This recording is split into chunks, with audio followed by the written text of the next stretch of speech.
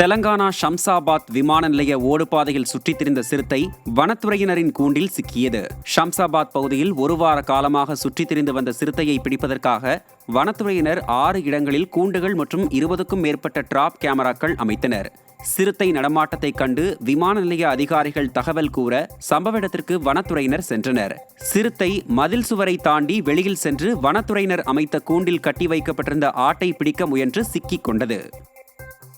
அரசியல் காழ்ப்புணர்ச்சி காரணமாகவே மேற்கு வங்க ஆளுநர் மீது பாலியல் குற்றச்சாட்டு சுமத்தப்பட்டுள்ளதாக மேற்கு வங்க ஆளுநர் மாளிகை விளக்கம் அளித்துள்ளது. மேற்கு வங்க ஆளுநர் ஆனந்த் போஸ் தனக்கு பாலியல் தொந்தரவு அளித்ததாக ஆளுநர் மாளிகையில் பணிபுரியும் பெண் ஊழியர் ஒருவர் போலீசில் புகார் அளித்தார்.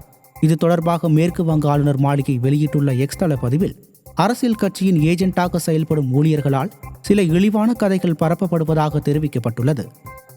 டெல்லி மகளிர் ஆணையத்தில் 223 ஊழியர்கள் பணி நீக்கம் செய்யப்பட்டதாக தகவல் வெளியான நிலையில் 52 பேர் மட்டுமே பணி நீக்கம் செய்யப்பட்டுள்ளதாக டெல்லி மகளிர் மற்றும் குழந்தைகள் மேம்பாட்டுத்துறை விளக்கம் அளித்துள்ளது. பணி நீக்க நடவடிக்கைக்கு கண்டனம் தெரிவித்துள்ள டெல்லி மகளிர் ஆணைய முன்னாள் தலைவரும் ஆம் ஆத்மி எம்பியுமான ஸ்வாதி மாலிவால், வெறும் 38 ஊழியர்களை கொண்டு வன்கொடுமை தடுப்பு பிரிவு, அவசர உதவி மையம் ஆகியவற்றை நடத்த முடியுமா என கேள்வி எழுப்பியுள்ளார்.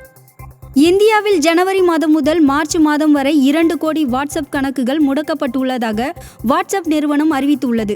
வாட்ஸ்அப் பயனாளர்களின் பாதுகாப்பு மற்றும் நம்பகத்தன்மையை அதிகரிக்கும் நோக்கில் இந்த நடவடிக்கை எடுக்கப்பட்டுள்ளதாக விளக்கம் அளிக்கப்பட்டுள்ளது. மேலும் முறைகேடுகளில் ஈடுபடும் கணக்குகள் நீக்கப்படும் என வாட்ஸ்அப் நிறுவனம் எச்சரிக்கை விடுத்துள்ளது.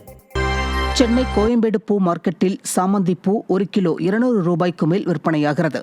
கோயம்பேடு பூ மார்க்கெட்டில் சாமந்தி பூ வரத்து குறைவின் காரணமாக கிலோ ஒன்றுக்கு 200 ரூபாய் முதல் விற்பனை செய்யப்பட்டு வருவதால் சிறு வியாபாரிகள் முதல் மாலை கட்டும் தொழில் செய்யும் வியாபாரிகள் வரை பெரிதும் பாதிக்கப்பட்டு வருகின்றனர். தமிழகம் முழுவதும் வாட்டி வதைத்து வரும் கோடை வெயிலால் வெளி மாவட்டங்களிலிருந்து கொண்டு வரும் பூக்கள் பராமரிப்பில்லாததால் வீணாகி வருகின்றன. இதனால் மொத்த வியாபாரம் செய்யும் பூ வியாபாரிகள் பெரிதும் பாதிக்கப்பட்டு வருகின்றனர்.